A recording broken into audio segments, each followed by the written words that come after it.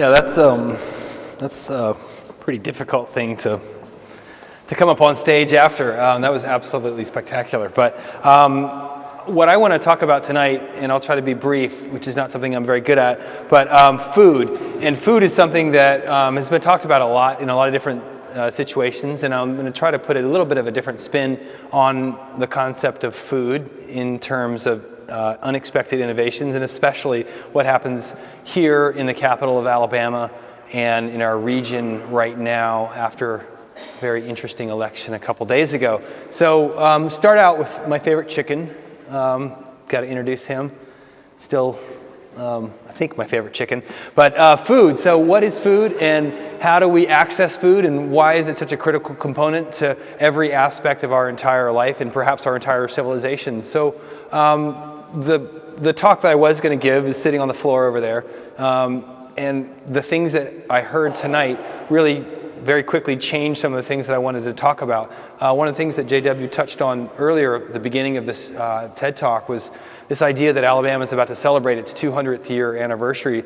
And as a native of Alabama, that really means something to me. And I also realized that, you know, Alabama is a place, it's a fictitious concept that's been placed on top of a geology that's been here for a lot longer, and that people have been here in Alabama, or this place that we call Alabama, for a whole lot longer than 200 years.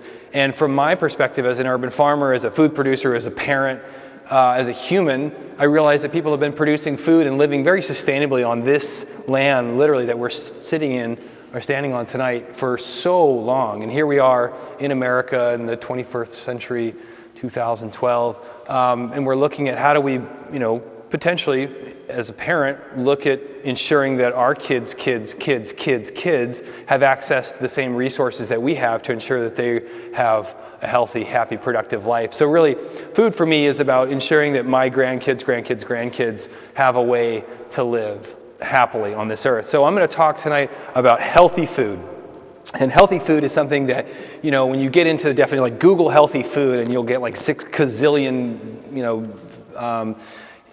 reads on any internet search, and it's just such a gigantically broad subject. But what I want to talk about is healthy food in terms of happiness, and in terms of joy, and in terms of taste, and in terms of flavor, and in terms of a cultural perspective of who we are right now in America. So I'm going to do that in about 8 minutes. So we'll try to do that in 8 minutes or less. So I want to start out with 1492. What happened in 1492? Columbus sailed the ocean blue. So 1492, what Columbus found is a land that was unbelievably bountiful. And had he made it into Alabama, he would have found this incredibly productive, incredibly prosperous land filled with people, lots of people living here in Alabama, and growing good food and producing great food. And in the terms that I like to use, we have a food system that was an incredibly sustainable, beautiful, bountiful food system. We had people that had been living on this land for generations, and at least 1,000, 2,000 years, and were producing great food. And here we are in 2012. Unfortunately, in Alabama in 2012, we've regressed. We have a completely dysfunctional food system. We have gone backwards since we got here, us, Anglos, us all, non-Anglos, people living in Alabama. We've regressed. We've destroyed our food system. Why? Lots of different reasons, but what I want to kind of touch on tonight is sort of, you know, the elements that go into that, and maybe hopefully end up on some positive elements of where we can go forward. So what do I mean by we've destroyed our food system? We've got some tragic situations in Alabama right now, and I'm sure everybody in this room knows statistically how many people are in danger of significant health-related problems because of their diet. 38% of everybody in Alabama is, I think at this point, obese, medically obese. That's, as I like to say, it's not just like somebody that's going to grow up to be a great football player, a huge linebacker for Alabama. When we talk about obesity, we're talking about you're going to die early. You're not going to be around for as long as your parents were because of your choices or because of the situation surrounding your choices. So we have 70% of all adults in Alabama are either obese or at least overweight. 70%. I mean, that's a staggering amount. And so what that means is in terms of the food that we're getting, for the most part, you can throw in some little exercise thoughts every now and then. We won't get into that discussion, but diet-related issues are killing us, which means that the food that we're eating is killing us, which means that the food that's producing what's feeding us is killing us, which means for me that we have an incredibly dysfunctional food system. We have a broken food system. We have a food system that is not doing what, in my opinion, as a parent, it should be doing, which is producing good food so that we can grow up to be healthy, good people. We don't have that. They had that 500 years ago. How did we lose that? One of the things I loved about one of the talks earlier tonight was technology, and this idea that we have technology, and there's a couple different things that were bannered around in terms of technology. We have technology that's so important. I don't leave home without my iPhone. Nobody that's my age leaves home without their iPhone. I go to bed with it. I wake up with it. It's great. Technology. We have all these other forms of technology that are so important to our life, and yet it was so perfectly pointed out that technology means nothing if you don't have the person or the people that are educated to know how to use it. Agriculture in our food system is the exact same way. Unfortunately, in America, in Alabama, in Montgomery, we have made some horrible trade-offs in terms of technology. We have traded the things that keep us healthy in hopes that we have this technology that will make us better. I'll get onto that point a little bit further, but I do want to try to pick up a theme there that I heard tonight that I thought was so important. Technology in itself does nothing for us. If we don't have people that are wise and know how to use that technology, we have nothing. Agriculture, my chicken again, as an example of agriculture, is a perfect setup for that. Technology only does so much in terms of our food production system. If we don't have wise people that know how to use that technology and what the end goal is of hopefully that technology, it's worthless. So what is the end goal of technology in terms of human existence? Is it that 70% of us are going to probably die earlier than our grandparents did because of the food that we eat? Is that a good outcome in terms of technology? How can we possibly say that technology is doing anything for us except destroying us? I mean, it's killing us. So let me jump into a couple of our thoughts, and we'll circle back around. Intention is what I really want to talk about. Intention in terms of food systems, intention in terms of how we decide what we want to eat, and how we decide how we set up our society in terms of our food system. So our food system, and I'll get into this a little bit more, is how we produce our food. It's probably the single most impactful thing in all of our lives. Even most of us have nothing to do. Wow, that was awesome. That was a mind meld right there. So I don't even have to use the clicker anymore. So intention, determination to act in a certain way. We so rarely talk about intention, in my opinion, in our modern society. We certainly don't ever talk about intention in terms of agriculture. Has anybody ever heard the two words agriculture and intention put together? I didn't think so. So I find it fascinating. So how do we produce our food? Are we doing it with an intention, or are we simply doing it as a result, as a byproduct of some other system? And in my opinion, as an urban farmer, as a parent, I would like to see intention infused back into the way that we produce our food, with the end goal being that perhaps we have a food system that it's not killing us, that instead a food system that's actually infusing us with life and infusing our environment with the potential to support future life. So let me try to see. I haven't even tried to use this yet. There we go. So intentional eating, a determination to act in a certain way in regards to how we produce and consume our food. Here's our old farm manager at the Hampstead Farm, producing the most delicious food, in my opinion, and perhaps these children's opinion also, the food on earth. It's grown with intention to be delicious. It's grown with intention to be eaten right out of the ground. It's grown with intention to have flavor. And flavor is something I'm going to circle back to. Flavor synonymous with taste. This idea that food should actually reflect something and should reflect somewhere. That's one of my favorite things to think about. Food reflects somewhere. So these carrots that are being grown at the Hampstead Farm reflect a particular geography and a geology that the food actually reflects something of where it came from. So imagine walking into a McDonald's and saying, as you eat your Big Mac, wow, that tomato tastes exactly like the soils of the sand mountains on North Alabama that produce those tomatoes, and it's so delicious, I would like to go back and get multiple tomatoes to put onto my Big Mac because it infuses me with this sense of delight and flavor. Has anybody ever asked for double your tomatoes on a fast food sandwich? I have asked hundreds, maybe thousands of people at this point, and not a single person has ever said, yes, actually, I think that they're actually pretty good.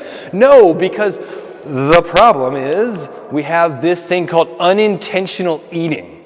And that's what we as a society do. And these two children, I actually bought this picture off of iPhoto. Thank you. Because I didn't want to endanger any actual children in this picture. So these kids are eating food and playing video games and watching TV, and it sort of, for me, encapsulates everything that I dread about my children and their growing up, and everything that I perceive that's wrong with the world. Maybe that's a little bit of an exaggeration, but so what's happening here? Kids are basically just eating and consuming calories with absolutely no thought of where did that food come? Do you think that they were thinking like, wow, the corn that went into this popcorn was grown in such a particularly fantastic way in this particular valley with this intention? Of course not. It's just get it in. You're not even thinking about what you're doing. You're just multitasking and doing all of these different things. And so the statistics surrounding unintentional eating are staggering. One of the leading causes of obesity is correlating, or the correlation between children watching television and obesity is staggering. The correlation between children having a television set in their bedroom and obesity is staggering. There is a one-to-one basic correlation between if you have a television in a child's room, they're going to probably eat while watching television. If they eat while watching television, you have this unintentional eating concept. So it basically removes the whole process of thinking about where your food came from or comes from, thinking about where the whole process of food should fit into your world, and it just becomes an unintentional sort of side effect of your life. So we'll move on from our friends there. So I want to talk about a food system really quickly before I get into some other definitions. And a food system is this wonderful idea that we actually have sort of this cycle where we get our food and we produce our food, and then we distribute our food and we consume our food, and then we actually think about where does the food go. Do we have a pointer on here? Oh, I don't. Waste. Does anybody know how much of our food we throw away in America? It's unbelievable. So we have this whole global concern about not being able to feed the earth with the amount of food that we produce. And it's a significant problem. Global hunger is a ginormous issue that we have to address. Domestic hunger, equally massive problem we have to address. But from my end as a farmer, as a parent, what I'm concerned about is the fact that we throw away 50% of everything that's produced. We throw away. Like half of everything that our farmers produce ends up in a trash can. Is that a sensible way to develop a food system? Is that a sensible way to have a good stewardship over our resources? It, for me, is maddening at best and tragic, on every other level. So we look at this food system, we try to think about where these parts fit into an intentional way of eating.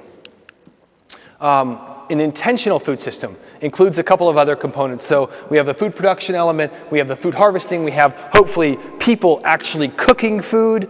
What is it, like 2 generations of Americans are currently removed from knowing how to cook. 2 generations. It's not even just like, oh, the kids these days don't know how to cook. It's like the kids' parents these days don't know how to cook. And probably like the kids' parents don't know how to cook. So Robbie Melvin, a little shameless plug for my buddy there, cooking beautiful, delicious food. And then we've got a composting process up on the top to create an entire cycle of an intentional food system. Each part of that food system can encourage life and can encourage healthy living. We can go that way or not. give me a plug on that. So one of the things that we work on here in Montgomery that gets me back to unexpected innovations, bringing it all back into our hometown of Montgomery. This town of Montgomery at one point was sort of the agricultural hub of our entire state. Basically, for the vast majority of the history of Alabama, most food that was produced in the state flowed through our fine capital, either on the rail lines or on the waterways or on the roads.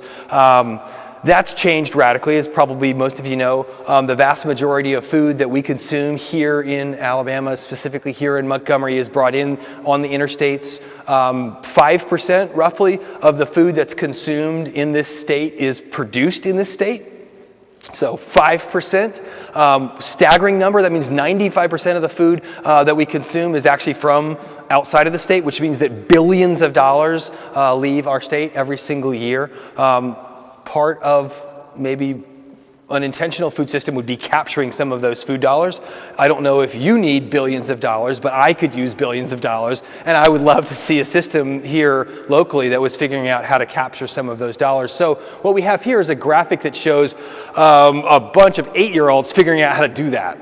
So these are kids at the Montessori school at Hampstead that planted wheat, that harvested wheat, that turned that wheat into flour, that then turned that flour into pizza dough and made food that they could eat that was joyful and that was really fun. So this, for me, is pretty much the epitome of a sustainable, intentional food system where we get kids that understand where their food comes from, we get them directly connected to their food, and then lo and behold, they actually have fun eating it. And so that's, for me, the essence of this whole idea is that we've lost this idea that kids should be connected to their food and that they could actually have fun eating food. Health food doesn't necessarily have to be this horrible, like, brown thing. It could actually be really fun, it can be joyful, and it can be really good for you. So a couple other quick thoughts. This is an awesome picture I love of our Hampstead farm. For me, each review summarizes everything that I dream of in terms of what I want our food system to be. When we eat our view, we're voting. Just like we did on Tuesday, we vote. Every single time we eat something, we vote. We're voting for more of that thing that we just ate, the way it was produced, the way it was processed, the way it was distributed, the way it was marketed, and the way we ate it, and where we ate it. The entire cycle, we're voting every single time we eat. So if you want more of this, there's lots of ways to get more of that. Conversely, if you don't think that having a farm in proximity to where you live and having a direct connection to that and making sure that children are directly connected to a farm and knowing where they're getting their good, healthy, delicious food that gets them excited, if you don't like that, there's lots of other options. And the more you vote for things like this, the more likely you will be surrounded by factory farms and other alternatives to what I call a sustainable, intentional food system. So let me roll through it. You know, this is the other side of that tomato. The vast majority of the food that we produce, or that we consume, is brought in on you know, just this incredibly globalized, homogenous food system that we've embraced. We've traded this idea of being able to have flavor and being able to appreciate taste for having food that's cheap and abundantly available. So that's our call.